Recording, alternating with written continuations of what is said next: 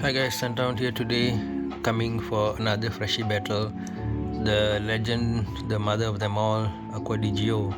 I guess just like Jordan brand is almost like a separate brand from Nike, right? It can be its own mega international sportswear brand. So Acqua di Gio, you might even forget about Armani. You just tell people Acqua di Gio, they know what you're talking about, right? It comes to male perfumes.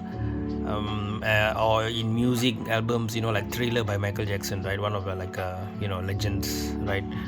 They just stomp their mark on the field, right? So Acqua di Gio is one such perfume. And interestingly, people talk about less is more. Don't just throw too many things when you're cooking food. Don't just dump all ingredients inside, right? When you paint a picture, don't just throw thousands of colors and so on. However, Acqua di Gio begs to differ. Okay, now this particular masterpiece is embodies the rare philosophy, because you might rarely hear it anywhere.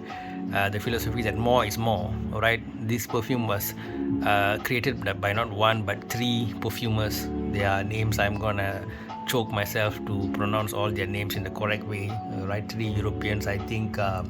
Menardo is one of them. Okay, there are three of them. Let me try to think if I can sort of get their names right. Okay, Christian Dusolier and Menardo and Alberto Morillas. Okay, I think Morillas is the name that's sort of easiest to pronounce. Where you talk, if you look at Michael Kors, see, both of them are Freshies, both of them are average price in US dollars, okay, and both of them, even the design of the bottles and all, gives you the whole light and fresh kind of vibe, okay. Definitely citrus opening, okay.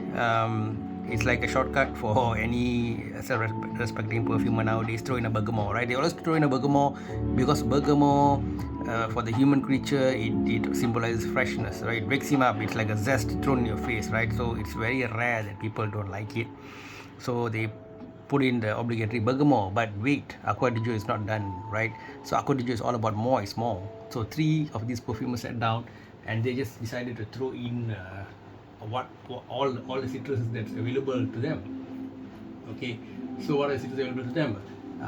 Lemon, lime, mandarin orange, orange, and all those things, and they throw in neroli and jasmine for good measure. All right, so it's a case of excess. Excess greed is good. All these things, all this philosophy of Acqua di Gio. All right, whereas the Michael Kors, after bergamot, they got a bit of angelica, pink pepper, cardamom, and they're done. Okay, and same thing for the mid and base. You'll find that Michael Kors is an anemic version, right? The mid is juniper, cypress, sage, sesame, and base of amber, musk, and cashmere.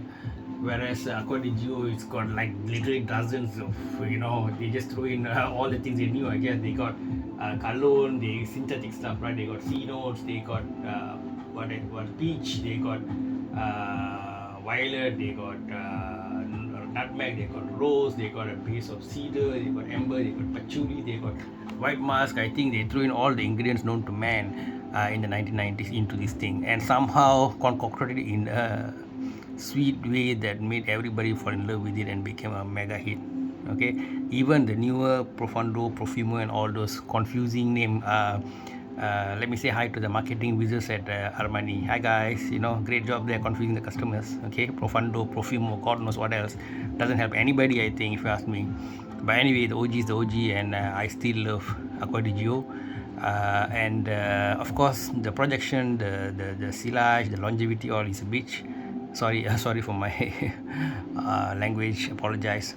But I don't know. Only God knows. Maybe some genuine perfumers can answer me about the conspiracy theory of whether, as perfume ages, they are they're intentionally made weak, lack of projectionability,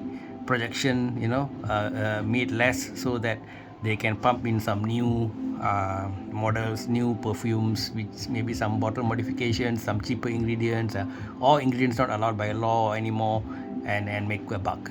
Okay, because after we saw some headlines. Correct me if I'm wrong. About this Apple getting sued in court for throttling its older phones and all that for so-called battery life management, I believe, as well as their refusal to provide charges due to in apostrophe environmental concerns.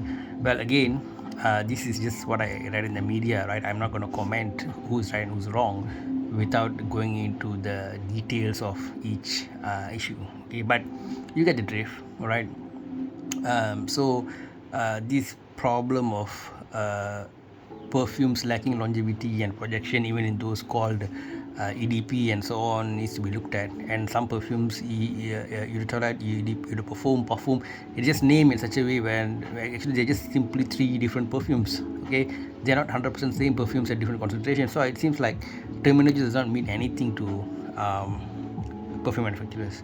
Okay, enough of my ranting, guys. We're supposed to do versus better, and I'm just blabbering on. I guess maybe I got triggered after seeing the legend here, Acqua di Gio, being sort of getting weak over time, which is not its fault, but the people who make the decisions. All right. So anyway, well, I think based on the way I talk, whom I'm gonna give the battle to, right? Who's gonna win, right? So definitely Acqua di Gio, to me, is the winner. But some people might find it a bit of an older or dated scent profile. Maybe they smelled it on their father, or people like a bit older age and so on, and they don't want to feel that. Then it's very reasonable for them to go for Michael Kors Extreme Blue, right, which is a great aromatic Freshie, much less number of notes, way more simpler than Acqua di Gio, but it's a decent performer nevertheless. Okay, so if you're like bored of, if you're like, you don't like mainstream, right, you want something a bit we maintaining the likability factor, but a bit out of the mainstream, then definitely Michael Kors is what's for you. But if you just want a perfume that you love to smell on yourself and you just don't care about what other people think, then by all means go for Acqua di Gio. It's just awesome, right?